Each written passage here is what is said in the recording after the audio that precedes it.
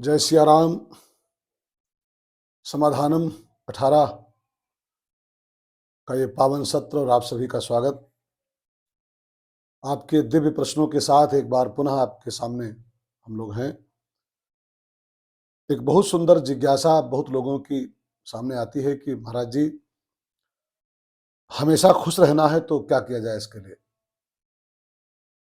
तो हमारे संतों ने बहुत शोध के बताया कि जिसको हमेशा खुश रहना है वो 5 बातों पर ध्यान दे। नंबर 1, बीते हुए वक्त को भूले। जो बीती बातों को बहुत याद करते हैं वो उनकी खुशी भंग हो जाती है। बीती ताह बिसार दे। खुश रहने का पहला मंत्र है बीते वक्त को भूल जाओ। नंबर 2, वर्तमान में जियो। जो आज में जीता है वो हमेशा खुश रहता है। न भूत का चिंतन करो, न भविष्य की चिंता करो, बस वर्तमान में जीने का अभ्यास करो। खुश रहने का दूसरा मंत्र है। तीसरा, भविष्य की चिंता न करें, क्योंकि भविष्य तो कल मैंने कहा था वो एक मिस्ट्री है, रहस्य है। अब रहस्य के पीछे हम क्यों पड़े, रहस्य है, जो होगा होगा। नंबर 4, खुद की तुलना दूसरों से करना बंद करें।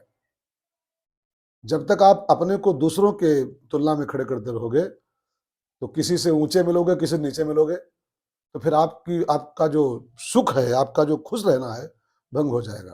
अगर तुलना करते रहोगे तो किसी नीचे मिल जाओगे, किसी छोटे पड़ जाओगे, तो आपकी खुशी भंग हो जाएगी।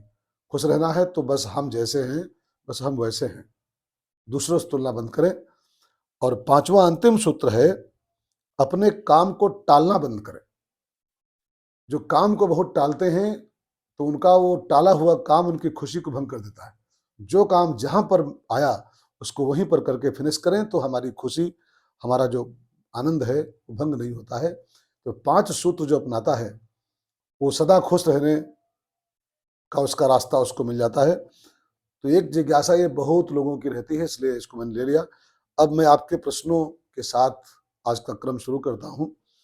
एक प्रश्न रतन दुबे जी का है। वो लिखते हैं कि महाराज जी, हम नाम जप करते हैं पर ये आभास कैसे हो कि ये नाम जप केवल हमारी जिह्वा कर रही है, ये हृदय से हो रहा है।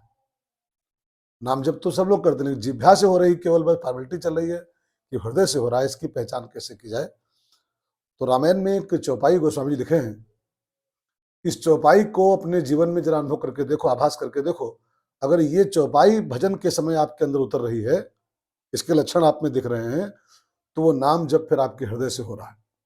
अगर ये चौपाई नहीं दिख रही है तो फिर आप केवल माला कर रहे हो, केवल कुछ फॉर्मेलिटी कर रहे हो, फिर वो नाम जप ऊपर ऊपर हो रहा है, अंदर से नहीं हो रहा है।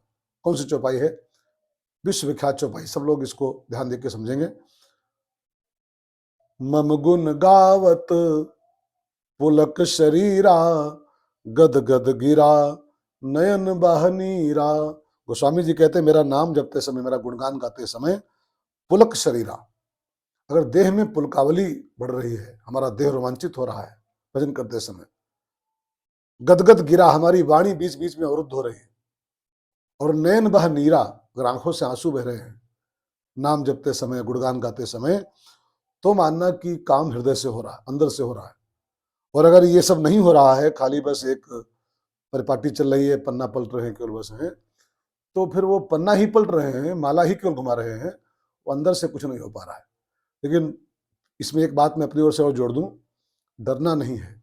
अगर ये नहीं हो रहा है तब भी करते रहो, आज नहीं तो कल होगा। आज नहीं तो कल होगा, इसमें कोई दो राय नहीं है, आप लगे रहो। एक प्रश्न हरपाल सिंह जी का है, बहुत अच्छे प्रश्न सिंह साहब के आते हैं। उन्होंने पूछा, आज प्रश्न कई हैं लेकिन 2 कारणों से मैं कुछ प्रश्नों नहीं ले पाया हूं। एक तो प्रश्न कुछ ऐसे हैं जिनका उत्तर खोजने में विलंब हो रहा है, क्योंकि मैं कई बार अपनी सफाई में कह चुका हूं, सर्वज्ञ संसार में कोई नहीं होता है, सब अल्पज्ञ ही होते हैं। अब कुछ प्रश्न ऐसे लोग पूछ देते हैं जो जिनके उत्तर खोजने में हमको भी पसीना छूटता है। तो कुछ प्रश्न जो थोड़े कठिन हैं उनको मैं आगे ले लूंगा जब उत्तर उनका मिल जाएगा तो। और कुछ प्रश्न तो बड़े छिछले होते हैं तो उनको मैं जानबूझ के नहीं लेता हूं। तो हरपाल सिंह जी का एक प्रश्न है, संत, ऋषि और मुनि की व्याख्या। संत क्या है, ऋषि क्या है, मुनि क्या है? नाम तो सब लगते हैं सुनने में सेम सेम, लेकिन सेम नहीं है, इनमें सब में अंतर होता है, आप समझें। संत माने होता है, वैसे तो बोला जाए तो घंटों की व्याख्या हो सकती है संत पर, लेकिन संत का जो वास्तविक परिचय होता है, जिसकी वाणी में, जिसके विचार में और जिसके आचरण में सत्य समाहित हो गया। संत शब्द में सत्य शब्द छिपा हुआ, सत्य ऊपर अंक की बिंदी है, संत हो गया। जिसकी वाणी में सत्य है, जिसके विचारों में सत्य है, जिसके आचरण में सत्य है, वो संत है। ऋषि माने होता है, शास्त्रों में ऋषि की परिभाषा लिखी है, ऋषियों मंत्र दृष्टारा। ऋषि कौन है? जो मंत्रों का दृष्टा है, खाली जाप नहीं करता, मंत्रों को जो देखता है अपनी आंखों के सामने, अथवा यूं कह लो रिसर्चर इज ऋषि, जो हमारे लिए अच्छे अच्छे सिद्धांत, अच्छे अच्छे सूत्र, अच्छे अच्छे मंत्र जो खोज के हमको देते हैं, उन रिसर्चरों का नाम होता है ऋषि। और मुनि की परिभाषा लिखी है, मननाथ स मुनि, जो मननशील लोग होते हैं, जिनका स्वभाव मनन करने का होता है, उनको हमारे यहाँ मुनि का दर्जा मिला हुआ है। अथवा जो मौन रहे उसको भी मुनि कहते हैं, जिसका मौन का अभ्यास है, और जो मननशील व्यक्ति है उसको मुनि कहना हमारे यहाँ उचित माना गया है। तो ये संत, ऋषि और मुनि की अलग अलग व्याख्या जो शास्त्रों में आई है, उसको मैंने आपको सुना दिया।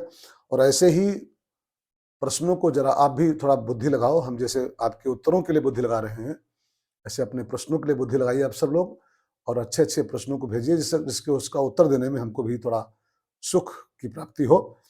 इसी इंतजार में कल माने अगले भाग में मिलेंगे हम लोग। तब तक के लिए सबको मेरी शुभकामनाएं, आशीर्वाद के साथ।